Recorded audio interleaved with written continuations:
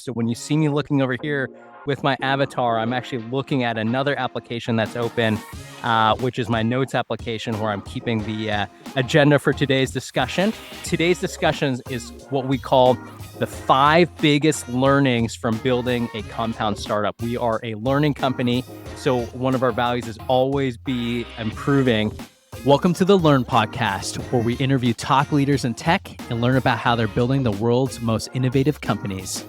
I'm Ted Blosser, CEO and co-founder of WorkRamp, the world's first learning cloud platform. Our mission is to help professionals reach their full potential through learning, and the Learn Podcast is where we can learn from the best leaders at the top of their game. Please subscribe, leave us a rating, and we hope you enjoy the episode. What's up, everybody? We're trying something new today. We did an unboxing of the Vision Pro right when it came out, and we gave our hypothesis on how the Vision Pro could disrupt the future of work. So we wanted to drink our own champagne in our research and actually try something brand new. If you're watching the video version of this, we are recording it 100% from the Vision Pro. I also have our podcast software recording me on the side. You can actually see me in my office recording from the Vision Pro, but all the audio, the visual, the avatar will be coming from the Vision Pro and published directly to this podcast. We'll see if we record more of these in the future, but definitely want to test it out and see how it goes. So let's jump into today's podcast episode. I'll be talking directly to the screen here, but also on my left-hand side, I also have my notes for the show. So when you see me looking over here with my avatar, I'm actually looking at another application that's open, which is my notes application where I'm keeping the agenda for today's discussion. But today's discussion is what we call the 5 biggest learnings from building a compound startup. We are a learning company, so one of our values is always be improving.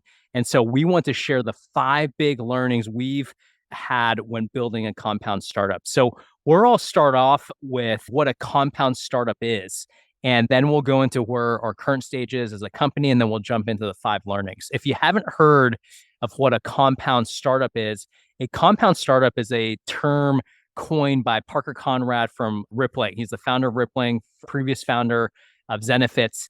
And in the late 2010s, he coined this term because the conventional wisdom at the time was that most SaaS companies should go narrow and deep and build specifically for really single use cases. And he came around at that time and said, you know what, I'm actually going to go against the grain.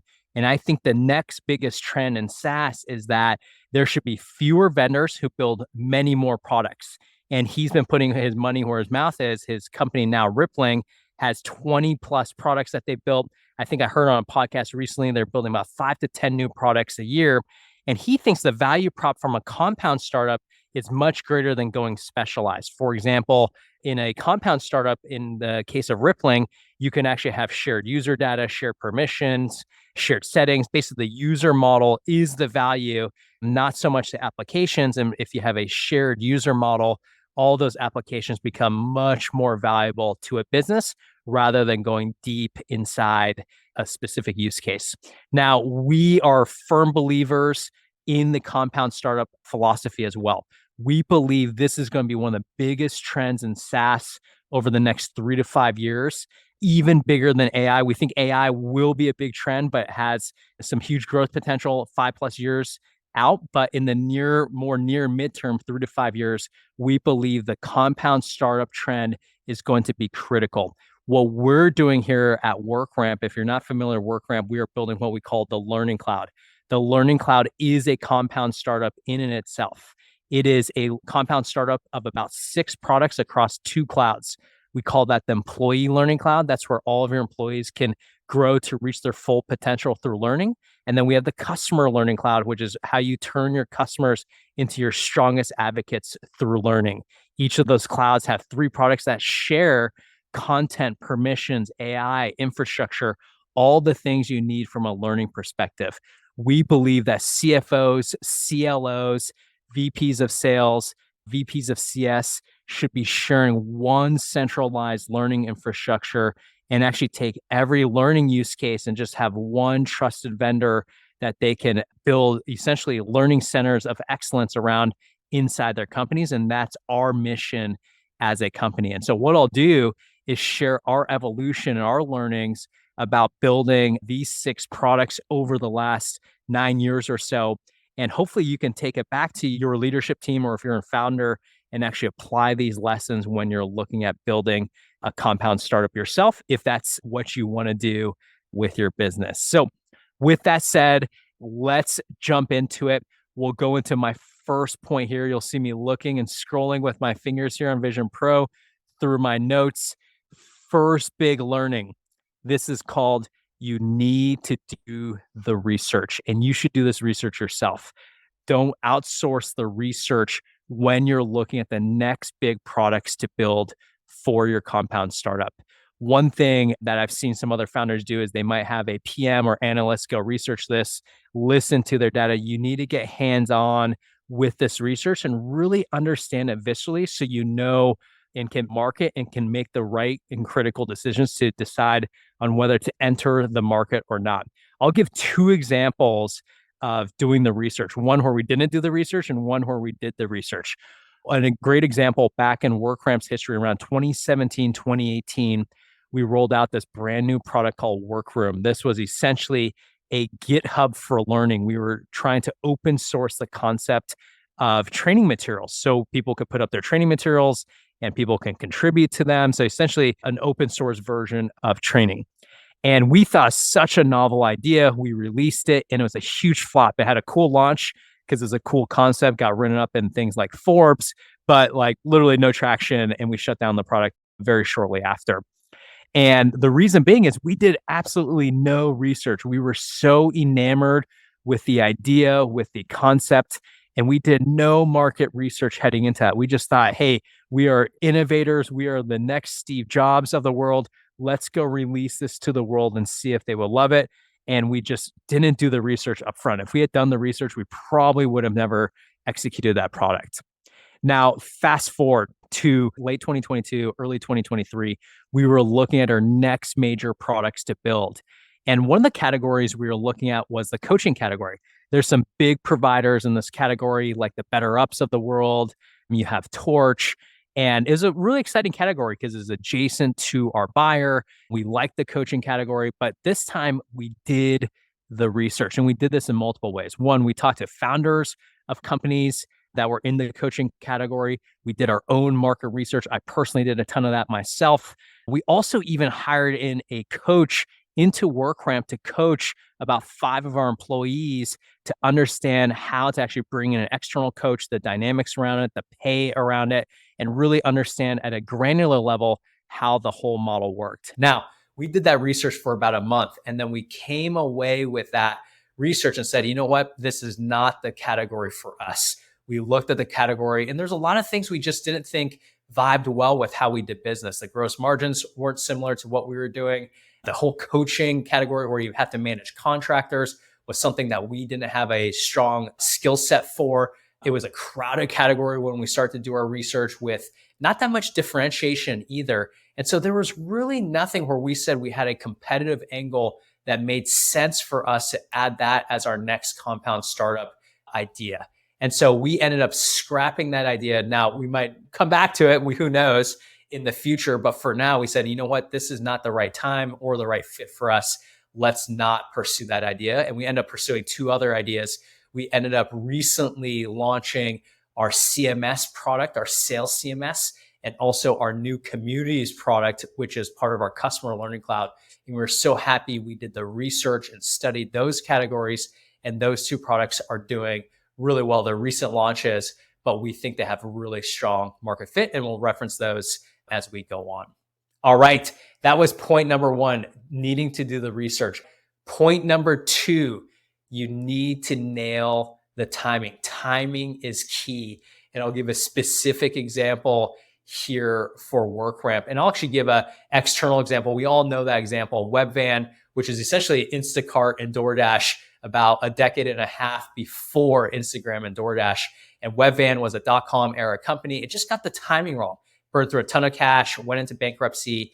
And again, 10 to 15 years later, when essentially the next gen smartphones came around like iPhone, the market was ripe for that disruption. And those companies did really well. It's not always the concept, it's the timing of those concepts that can make or break companies.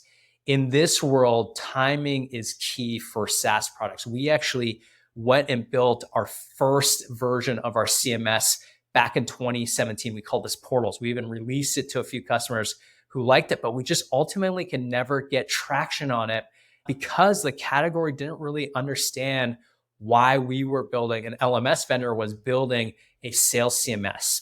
Now, we ended up kind of sunsetting that product over the years. But what happened in between 2019, 2020, 2021 is that the major CMS players, these are your companies like Seismic, HighSpot, Showpad, Big Tin Can, they all bought or built their own LMS products to pair with their CMS.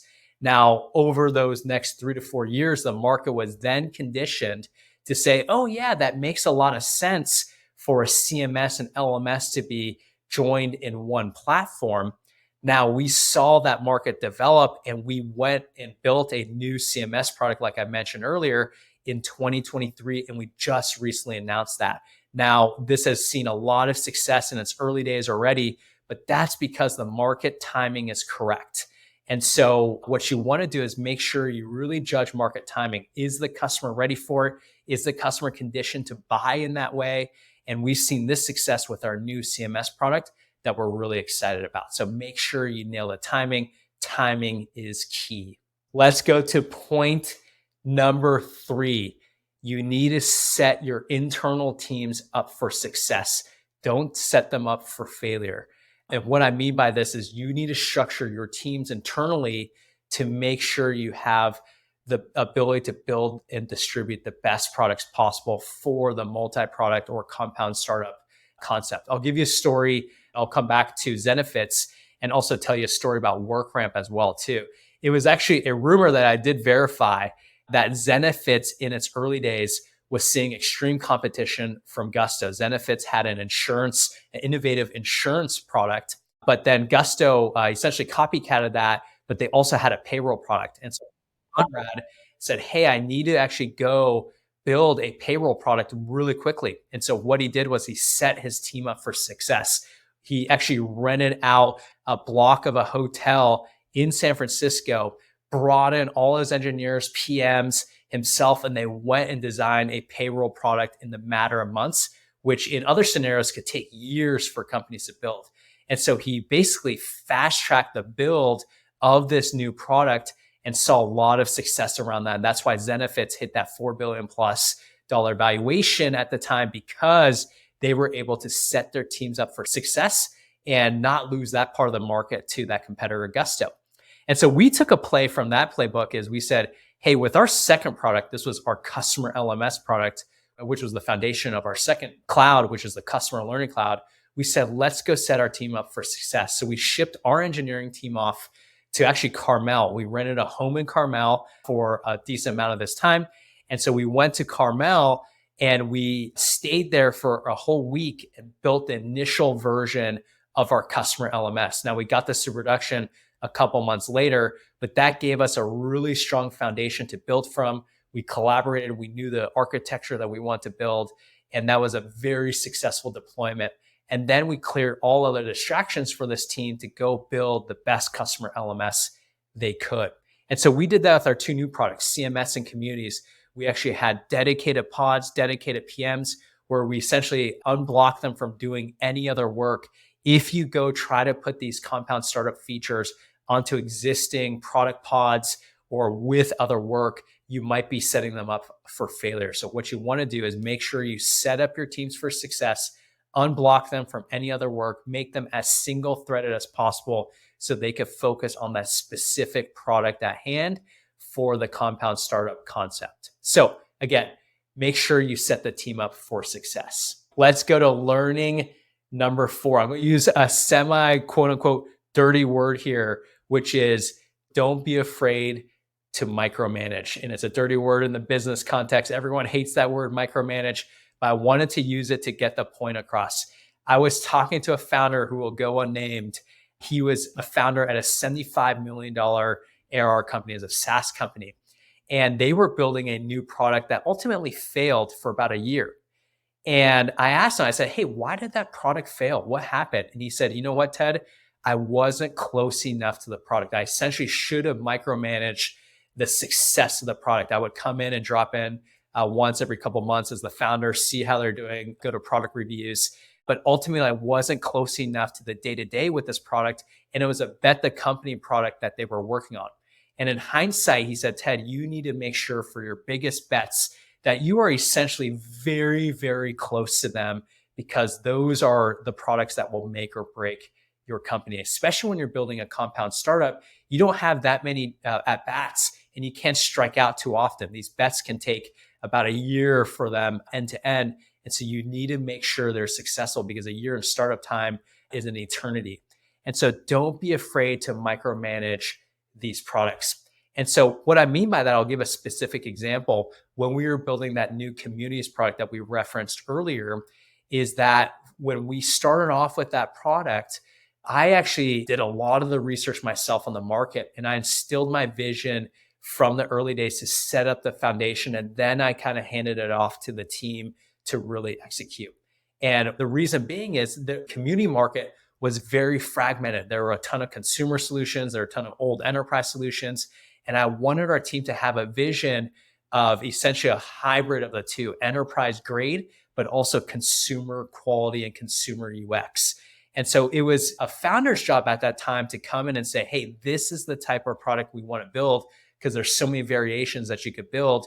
I helped even write the initial product spec down to the letter with the PM. But once we were in a good spot, I was able to phase out a little bit and move into a weekly cadence with the team. And again, I'll use that word micromanage, but my main point is I was heavily involved in the initial build of the product all the way through now, which is the product market fit stage. And so your job as a founder is to help your company get to product market fit with these new products. And so product market fit is the name of the game of a compound startup. Just because you release previously successful products doesn't mean that your new products are going to automatically have product market fit. And so again, you want to be closely involved as a founder until the product is ready for scale. It's your sole job to get to product market fit.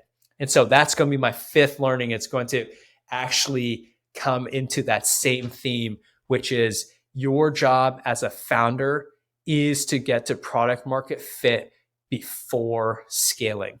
What I've seen with other founders is that they prematurely scale before product market fit. And what do I mean by this? When I say product market fit, for me personally, that's getting to about 15 active customers who really love your product and they say, hey, this product solves a business pain. It is as advertised, and I want to actually go share or even tell my other colleagues and friends about this product. And so roughly in my mind, that comes to about that 15th customer or so when you're ready to scale. I've seen other companies where right when you launch this, they go into the funnel, they go into close metrics, they go into distribution, they go into how sales reps can pitch this thing. Those are all fine and dandy, but the main thing is these all don't matter unless customers find value from that product. And so what you want to do is work very closely with those initial 15 customers or so. You want to get their feedback, make sure there's a tight loop between their feedback and the engineering team and the PMs. You want to make and adjust course very quickly.